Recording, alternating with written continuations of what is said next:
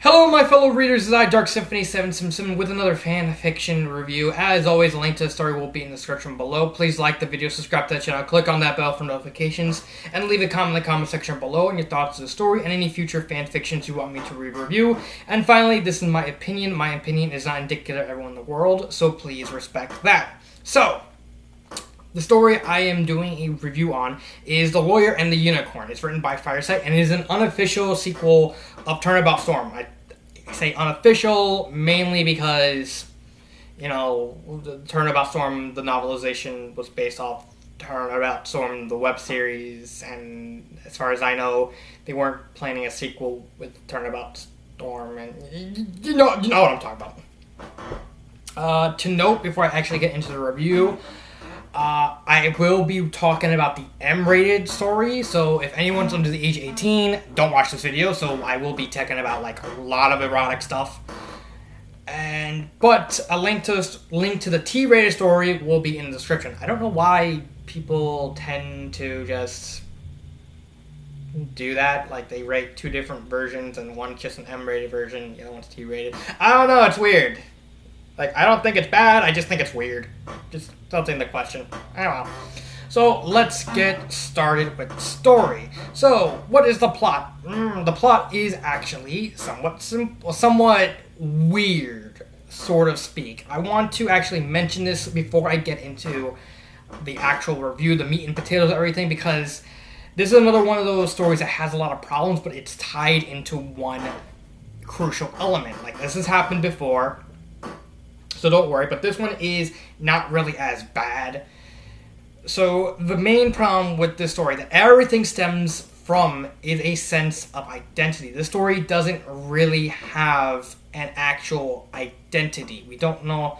It honestly reads like the author is trying to put in too many ideas, and instead of strengthening the story, it actually weakens it because there's just so many different elements going on at the same time that really theoretically would kind of mesh well, just don't. And that's kind of a shame because I kind of like the central idea of the story, but all the other elements just added in on top of it just caused just it to crash and burn, and all the problems stemming from this. So keep that in mind. The story is okay foundation, but it has no sense of identity, and all the problems stem from that.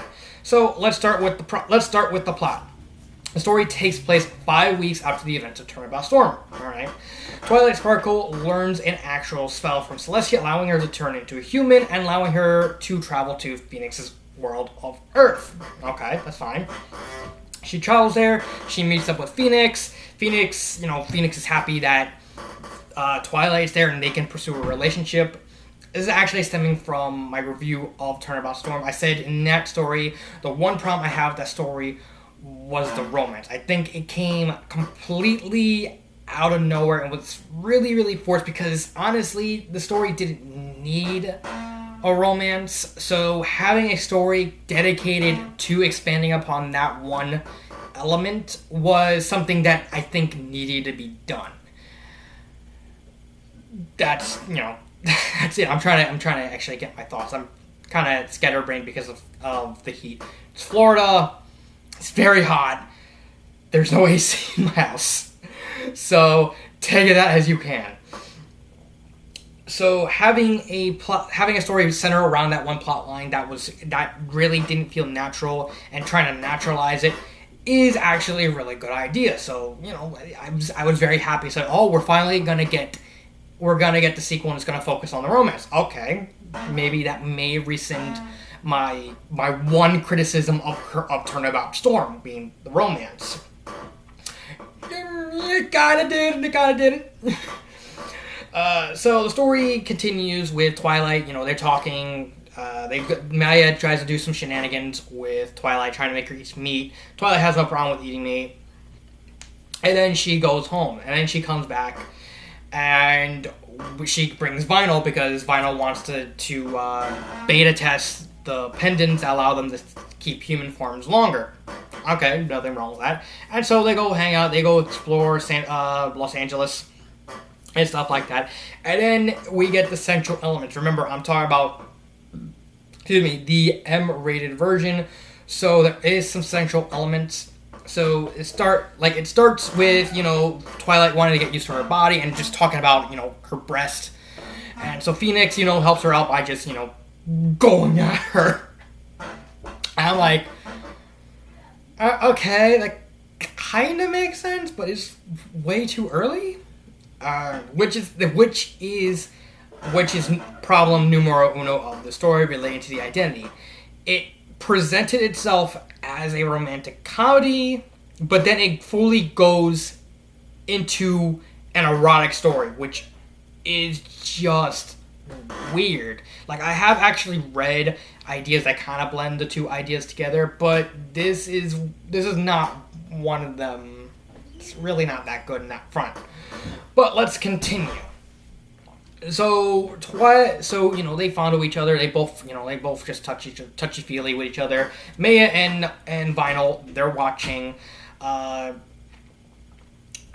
gets jealous over what's happening because she's worried about the fear of change. It's an understandable fear and stuff like that. All right, that's fine. So we have a couple chapters of fondling, and then we have Chapter 8, then they have sex. They do the horizontal limbo. And I'm like, it's a little too early to do that. Like, I wasn't expecting an erotic scene this soon, but we're gonna skip the erotic scenes for now because I want to talk more about them. So, just bear with me. So we have Mia as a main character. She joins the cast mostly through channeling Pearl or Maya, and trying to offer wisdom and call out Maya for what's going on. So a couple days pass, and they go back to Equestria. Twilight starts getting worried because she's afraid that Phoenix likes her for her human form and not her pony form. So Celestia decides to, hey, I'll take you along. I'll come with you. I want to go on vacation because Luna's back. And we found out the reason why Celestia uses Earth. She uses it to get off. Okay. Okay. And Night Immortal Alicorn that everyone worships as a goddess, going to Earth to get her rocks off. Alright. So Celestia decides to get Twilight and go to Earth. Lots and lots of stuff happens. They go to the Korean village. They bring back the ponies, which I think was really unnecessary. And then they see the Lord of the Rings. And then we get some plot development with Maya, with her getting told off by Von Karma, saying that, you're afraid of change. It's a completely understandable fear. And then lots of stuff happens. And then we get more feeling up and more sex. And then more feeling up and more sex. And everyone starts shouting innuendos. This is honestly where the story starts capsizing on itself. Like I said, the story does not have an actual identity because there's so many elements that it's just trying to fight each other to try and say, this is what this story is about, this is what this story is about, and it does not work. So we have Maya starting to get really jealous of Twilight because Twilight and Phoenix are falling in love. They genuinely love each other, but Maya's worried that Phoenix is gonna have Twilight replace Maya and stuff like that. Understandable. And then we just get a whole bunch of sex. Phoenix meets Celestia's mate, Varios Tabiel, who's basically like a 50s Italian guy. There's lots of stuff that happens when they communicate and stuff like that. There's lots of talks related to eroticness, like when Twilight talks about her mating work, because which is another problem I had with this story. Celestia says you have to turn it off, but then she immediately just never turns it off at all. That's more due to the fact it's Twilight, because it's Twilight. I have no words to say about her. And so we get halfway to the point where, pretty much every single chapter they're having sex, and then Phoenix's genitals turn into a horse genital, And then they start freaking out because and they get into like a big argument, and then they go into the dream world where Luna tries to patch things up. This is mainly stemming from Equestria customs, in the fact that mares are not allowed to hurt stallions. Like I said, it's a complete 180 of what life is on Earth, where men have to protect the women. On Equestria, women have to protect the men. So it's a 180. And Twilight is worried that she raped Phoenix and did all these bad stuff to her. So they're kind of on rocky. So Luna manages to help Phoenix out. Okay, that's fine. And then we get to basically, I have no words to describe it. They go find Twilight. Twilight's in a nightmare that's being controlled by the nightmare, i.e. Nightmare Moon.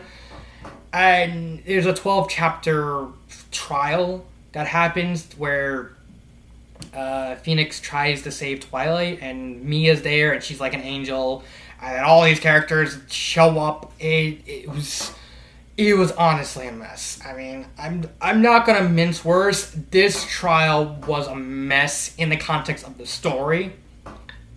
But if you actually just start the story at the trial and just read the trial thing, take it by itself, it's actually not a bad idea. It's actually executed pretty well. It's just the problem with the trial, in terms of the greater sense of the overarching plot, it is just really just shoved in there with no natural progression of what's going on. It's just, okay, they have one fight and then all of a sudden shit hits the fan. No, the trial was largely unnecessary. There is an actual author's note where the author does say, well, it can't be Ace Attorney story without a trial. And I'm thinking, yes, it can. It's like expecting every single Yu-Gi-Oh story to have a Yu-Gi-Oh duel. Like, it's the same logic sort of deal. So we're gonna step over the trial because I have a lot to talk about that trial near the end. So let's keep going. After the trials, Twilight's saved. Then they get into like a bunch of shenanigans. First off, it's like a lot of heart, like trying to spy on them. She's like a paparazzi. Fine. And then they have sex. And then finally it ends with a 4-way orgy. And then Pinkie Pie shows up, completely crossing dimensions, and then it becomes a 5-way. I'm like, what? why did Pinkie need to come? And the story ends with Twilight and Celestia going home to Equestria and wishing them farewell and stuff like that. That is as vague as I can make that plot. And honestly, it started out well enough, but once it got into the erotic stuff, that's when the story started just turning bad. Like, I think what the author was trying to do was make something of a central comedy, but with some elements of eroticness, but then comes it's a case of too much of a good thing. So I'm gonna reference something that I am going off topic, but bear with me, that actually does in a roundabout way make sense in this case. There is a story called Mushroom Story. I actually touched upon it in my Q&A. I talked about how it's one of the best erotic stories out there that I've read, and the reason why is it doesn't go overboard. It clearly establishes itself as an erotic story, but it doesn't go overboard. And that's pretty much what the problem with the plot of the story is. It just simply goes overboard. And that's a problem I have with a lot of erotic stories, when they tend to do not like all these sex scenes back to back to back. We're just not giving enough time to breathe and calm down from what's happening. And then another sex scene happens, and it becomes a case of diminishing returns. With all these sex scenes and all these sort of softcore porn thing happening back to back to back to back, it becomes a case of just, it stops being cute and starts being really, really tedious and annoying. And that is not even counting the innuendos. There is just... And that extends into the characters. Literally every single character just turns into a somewhat caricature of itself because they're just non-stop shouting innuendos. I'm just like, why are all these characters just half the stuff they say is innuendos? And I'm not talking about like the minor characters. No, every single character. Mia, Maya, Final, Celestia, Twilight, Phoenix, all the other main 6. And even, like, the only characters that don't do any of that is Spike, Rainbow Dash, kind of, Fario Stabiel, and Pearls. That's it. Like, what? You have a cast of probably, like, the main characters are Twilight, Maya, Phoenix, Vinyl, kind of, and Celestia, kind of. And that extends into the characters. Let's start with the main 6. They did not need to be here. The first time we see them is right before Phoenix and Twilight are about to have sex for the first time on Chapter 8. And then it randomly cuts to them. And then Pinky starts getting a Pinky sense saying, oh, they're having sex, and they're acting like voyeurs. I'm like, that does not need to be there. Like, that really does not need to be there. Honestly, I'm gonna skip ahead a little bit. Like, none of the main 6 except for Twilight needed to be in this story at all. Like, they did not need to show up at any point in this story, except for maybe Pinky with that one joke with the Zap Apple and the trial thing. That'd be it. And even then, that would be pushing it. They did not need to be here. It just makes me wonder why they needed to be here, because they were basically all horny caricatures. They didn't have any characters besides shout innuendo, say innuendo, Pinky being Pinky, and Rainbow Dash wanting to be a lesbian. Okay, that's fine. Lesbian Rainbow Dash. Lots of stories have done that. But the innuendos extend to every single character. Like, and just like the sex scene, it becomes a case of too much. Like, okay, you want to do like a semi-erotic sensual comedy? Fine. Have them do like sort of have them do innuendos. But don't have them say literally over half the stuff they say be some kind of innuendo or some kind of sexual action. It becomes overbearing and too much unless that's the point. Okay. It's really hot in here. Ugh. But that becomes a all case of just way too much. And like, when are we actually gonna get characters? And that was a big problem too. Again, stemming from that whole idea of identity. We don't know what the author is trying to make these characters. They all kind of, for the most part, act the same. Celestia, Phoenix, Twilight, and Vinyl, they all act pretty much the same. They have one or two individual quirks, and they only stop acting like overly promiscuous children when Pearls is around. I mean, it really doesn't make any sense. And I want to pay special attention out of all the characters to Applejack. I really wanted to mention this because I did mention this to the author, saying I really didn't like her explanation. It was very, very scumbaggy. We'll talk about that we're going to talk about that in writing, but let me just finish the characters. I just wanted to at least mention that, but I'll talk more about that. The only character that even has any sort of character development is Maya. And she goes through this whole little arc of fearing change and everything, but then she just completely just turns into another caricature of horny caricature.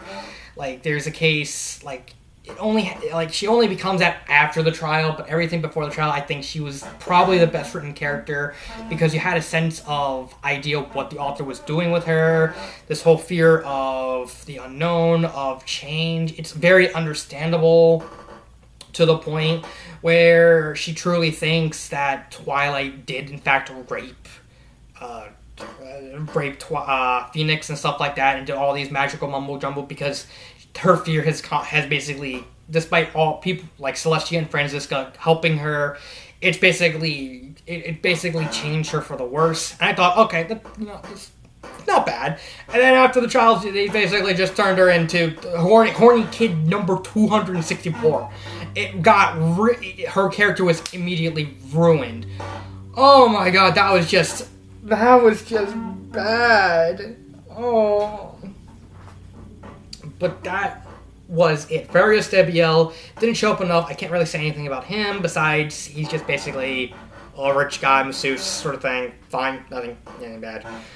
Even Phoenix, the guy who embodies finding the truth. He turns into a horny guy immediately, and it ruins his character. It ruins Phoenix and Twilight's character that was supposed to be built upon in Turnabout Storm. So it doesn't even ruin their characters here. It actually ruins their characters in that story. That is just bad. I can't even describe how bad that is. Oh, boy, that's just But let's move on. Let's move on to grammar errors. I didn't see any grammar errors, so that's fine. Pacing and writing. Now, this is where this is gonna be. This is probably why I think it's gonna hurt the author a lot. No offense, but in the trial, let's talk about the trial first. There is an overarching sense that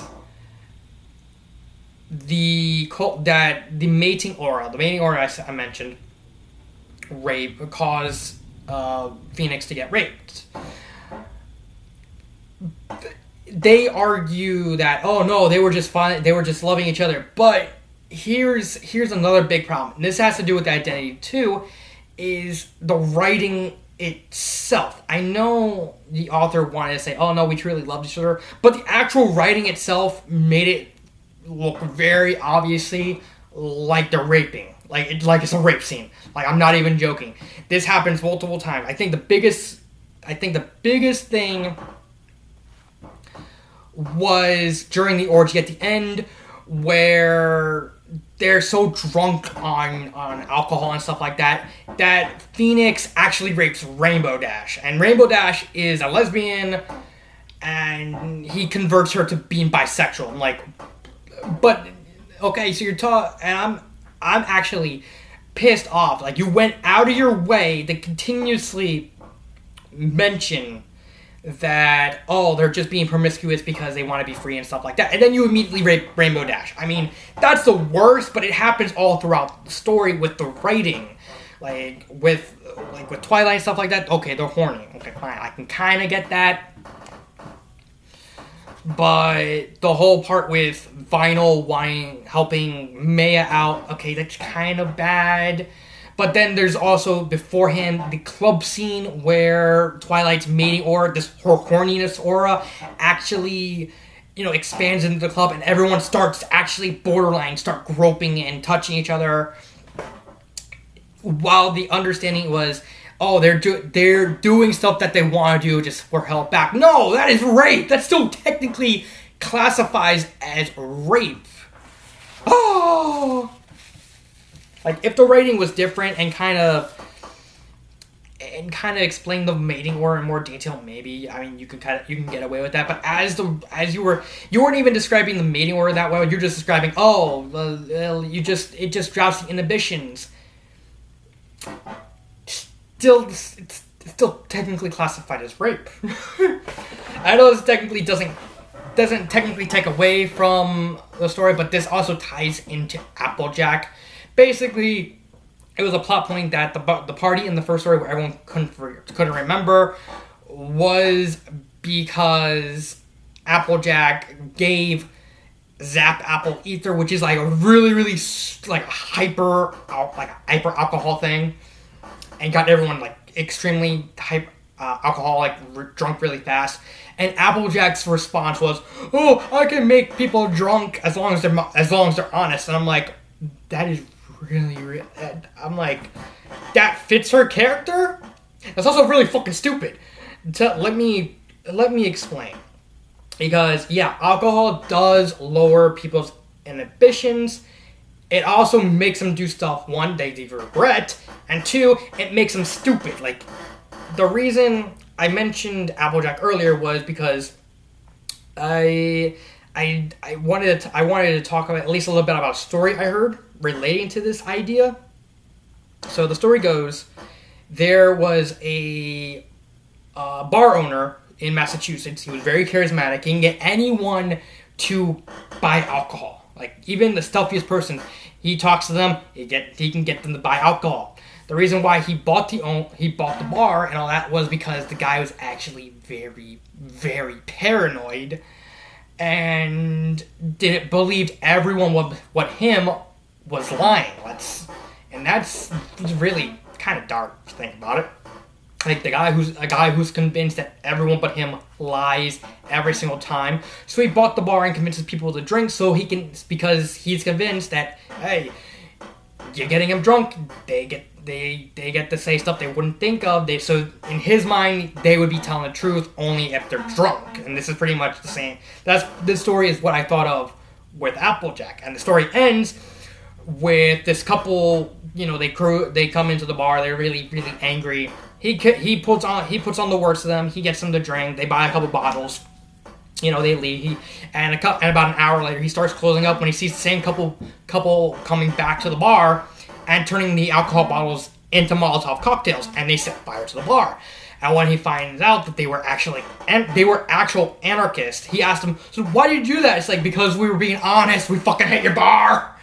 And I'm like, that would have helped out a lot if, like, that. And I thought that would be the same thing with Applejack. Like, Applejack is so concerned about getting people honest, and that's the problem. That's the thing with the caricatures, is you ruin the characters by basically just overdoing a personality trait.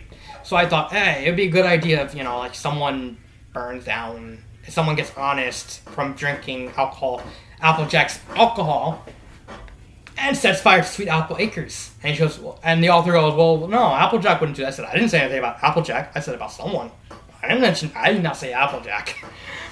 Because I think there's like a character where like strawberries, hates Applejack. So, you can do a similar idea with that. And so, But the point is, what the characters are saying and what the writing actually does is just, it's very clear it's a major dissonance.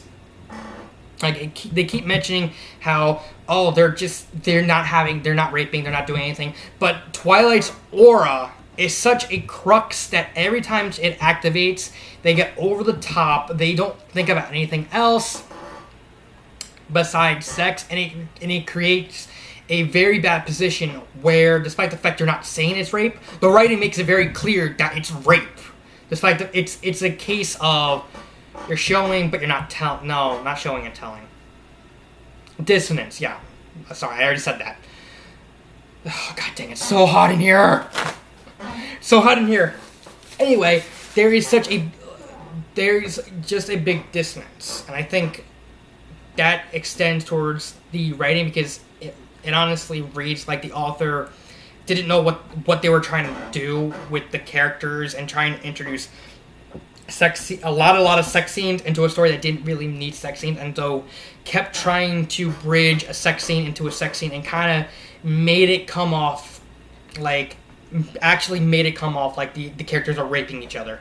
And again, and the biggest offender is, of course, Rainbow Dash. You could have said, "Oh, you're drunk," and stuff like that, but no, Applejack goes, "Well, you're being honest with yourself." Like, that didn't need to happen, and you're still justifying it by saying, "Oh, we're just lowering her inhibitions and making her do stuff that she wanted to do." It's like that's still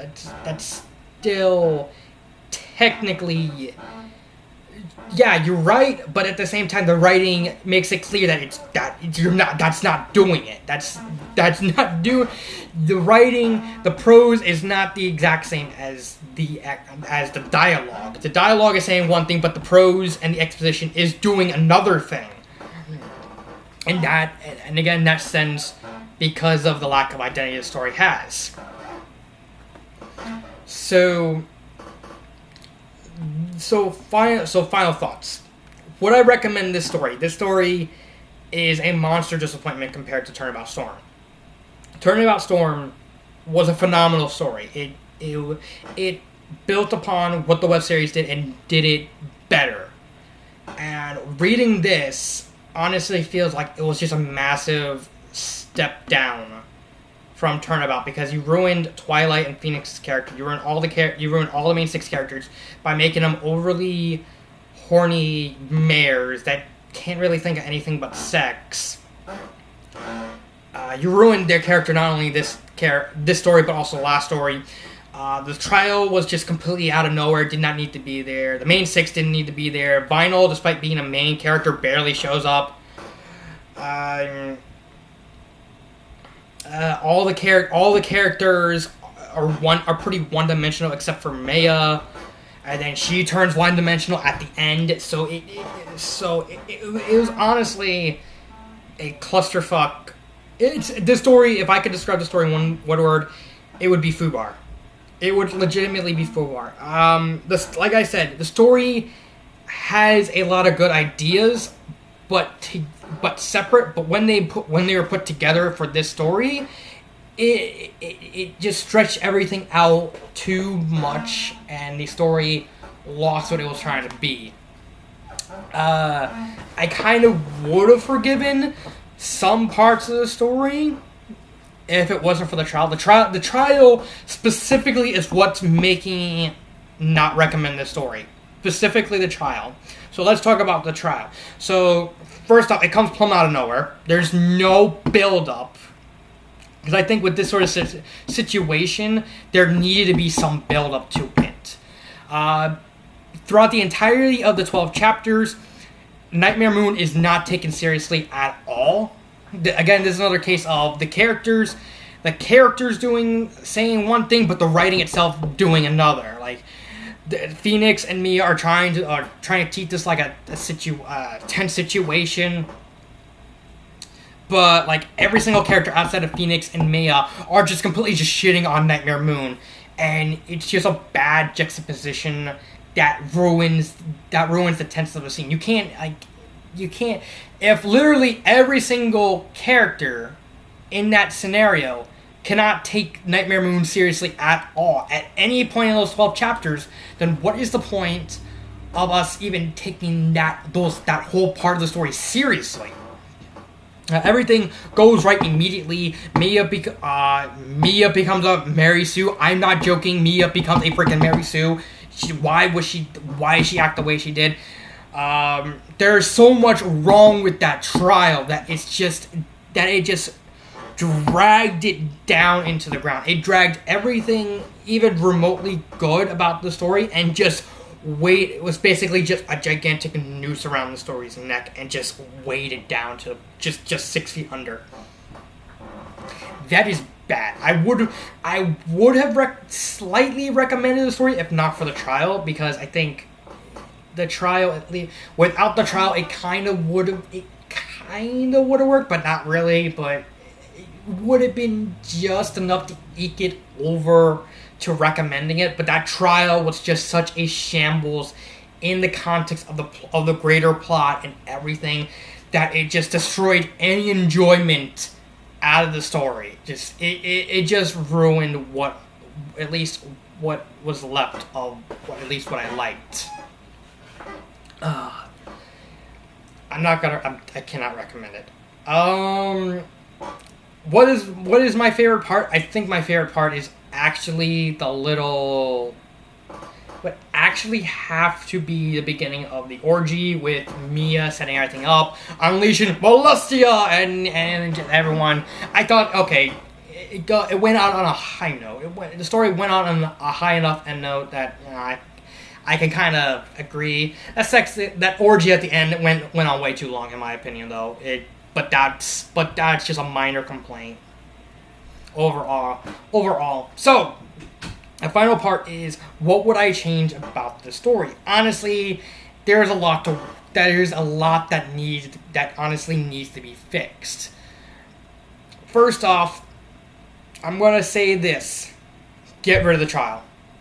Don't get rid of it wholesale. I think the core idea of the trial has legs, but the trial needs to be its own story.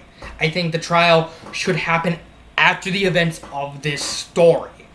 Let me explain. So I think overall, the story should have other chapters, 2 side stories, a prequel and an in-between quel. The prequel should be with Celestia, as Celestia as the main character in her world, dealing with this whole Geneva situation, because Francisca mentioned something about the Geneva situation. Okay, that's actually a neat idea to explore, to not only get a better fit for Celestia's character, but also a better fit for how the connection between Earth and Equestria, and try and help bridge that. Basically, in that story, you basically just have whatever happened with Geneva. I think this story would be the best chance to introduce characters from Investigations. The only character I think would make sense would be Cusaris Alba from Investigation 1, otherwise known as Tree Man. I can't defeat Tree Man. Before I get off topic. And the story ends with Celestia summoning Mia to set up the events of Turnabout Storm. I think the best way to handle that story is kind of a side-by-side plot, with Celestia in the modern day plot on one hand, and Celestia throughout history, because she's immortal. So have her, at a certain point, see her in certain situations. Like, she mentions the American Civil War. She mentions meeting Hitler and meeting Stalin. You could actually have those scenes of them meeting and all those situations happening, and her idea of whether or not it'd be worth getting involved or not. And then in the modern day, she kind of applies that to the situation at hand and tries to figure out everything. I think the best case scenario for that story is just use that prequel to establish the differences and similarities between the 2 worlds, and to be a setup for Turnabout Storm. The story would have to have Celestia going against Cusaris Alba at some point. But Cusaris Alba would have to actually beat Celestia, because Alba is like a very manipulative guy, and he has diplomatic immunity, and it really would hammer home that maybe, since humans can topple her, maybe Celestia would have thoughts of you having a human do it, like that being the ultimate lesson, saying that, if a human can outsmart me, maybe a human could figure everything out with Rainbow Dash's murder trial. Thus, having her summon Mia, and Mia suggesting Celestia get Phoenix, and all that happening.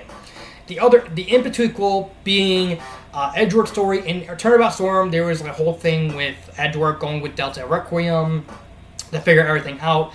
I think this story would probably just behave like a investigation story, give us some insight on Equestria by itself, like just like the prequel, kind of establishing the connections and kind of the differences. You can use the investigation story for Edward to kind of acting as an audience surrogate to kind of pick Delta Requiem's brain. Also, the story with Delta Requiem needs character development. Her and her caretaker, they all need screen time, and of course, you can handle that however you want. It's just, of course, the story would have to end with Miles heading back to Ponyville for the party and stuff like that. That's fine. And then Turnabout Storm doesn't change at all. Then we get to Lawyer and the Unicorn, which first off, if we want to properly fix the story, we have to give it an identity. I think the best case scenario is make it a somewhat sexual romantic comedy. More sensual than sexual. Cut back on all the innuendos. Cut back on a lot of the actual sex scenes. Keep the softcore scenes. Like that's fine. But first off, get rid of the sex scene in Chapter 8. That was way too soon. I think the sex scene on Chapter 13, that was the perfect start to start everything. And have the main conflict about Phoenix and Twilight trying to figure out how the relationships are gonna work with the conflicting culture. Have it be something of a pseudo culture war sort of thing, where like Phoenix's culture with like men protecting the women versus Twilight's culture of the women protecting the mares protecting the stallions, and have that kind of clashing as they're just trying to figure out the differences and trying to figure out how their relationship works. And have Mia kind of on the sidelines, slowly getting jealous over the course of the story. Maya's story needs to kind of keep an undercurrent over the course of the story. Have Vinyl join. Have actually, when Celestia comes and celebrates the rest of the whole week, have Vinyl come. Get rid of the mating aura, because I think that became a really big crutch. Or if you're going to have the mating aura, have Celestia immediately teach. Either have Celestia immediately teach Twilight how to do like a shield, so that way it doesn't extend past a certain point. Or what I think should happen is Celestia creates these either rings or bands or something, some kind of item that basically turns off unicorn magic. I think that honestly would work. Another thing is the main six, they gotta go.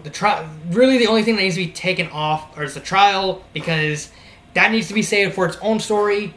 And the main six, they really did not need to be here. They were just there for quick gags and to make them a bunch of horny girls.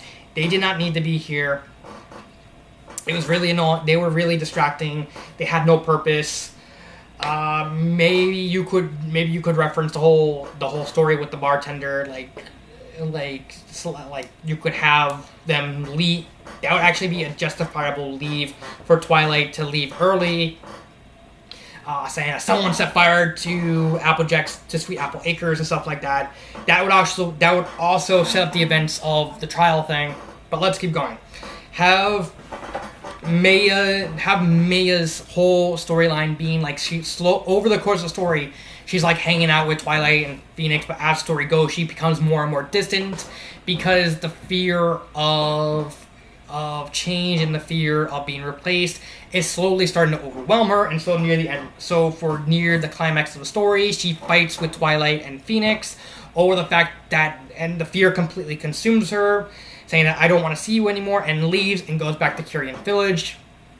Twilight and Phoenix go after her. They go to Kyrian Village, but they find themselves blocked, saying that you're not welcome here anymore.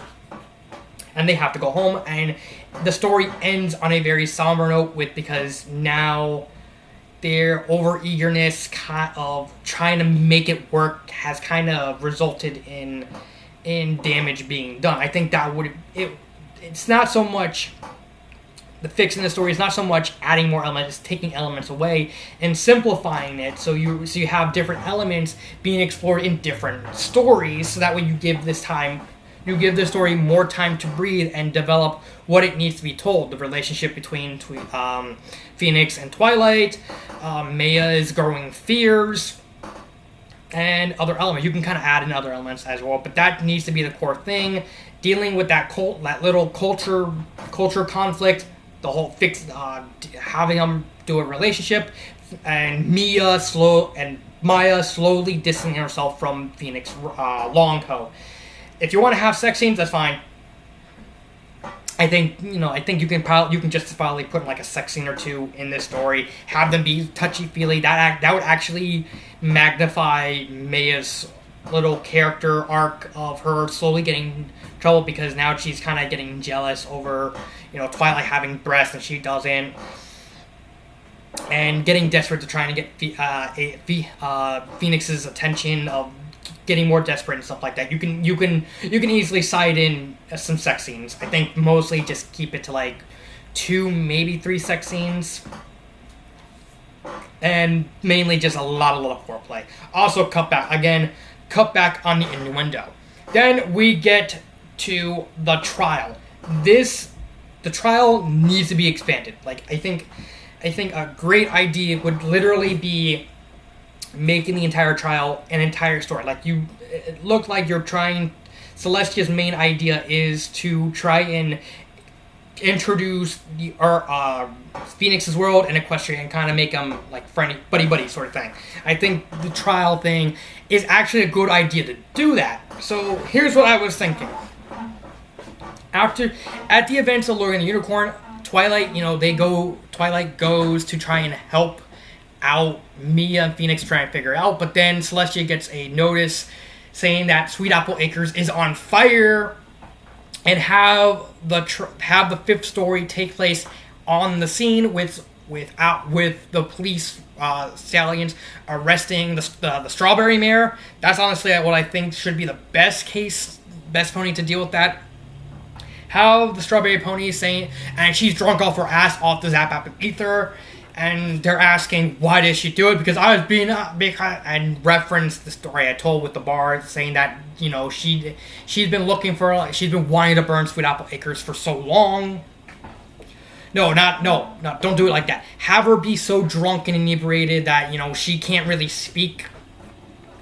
And so they realize, well, shit hit the fan. Like, what are we gonna do? And so they figure out, well, we gotta figure out something. And then they decide to go to sleep, trying to hopefully get her to sober up to get this to get answers. But then Nightmare manages to get set up her plan enough that instead of trying to take over Twilight, she tries to take over Maya. She preys on Maya's fears and stuff like that, and then uses the spiritual power of Kyrian Village to spread this massive interdimensional sleep spell, engulfing the Earth, or more specifically, just the area around Phoenix's town and Equestria. Yeah, it's fine. And so they wake up and it would read like a typical Ace Attorney story where there's multiple cases, and as the story goes on, they find more and more clues to what's going on, because they should not know that they're in a dream at first. They should slowly realize that, oh, we're in a dream right now. And they try and figure everything out and ultimately stop Nightmare. And I think there's so much you can do with that. You can introduce other characters from future games, like you can introduce Clavier, or you can introduce Clavier. You can even introduce characters that Phoenix has already dealt with, like Manfred and Gato. No, at this point, Gato wouldn't be caught yet. And all, like, there's so much stuff you can do with that. And as a neat twist up, like Trixie, you could have Trixie as the judge. That would actually be awesome.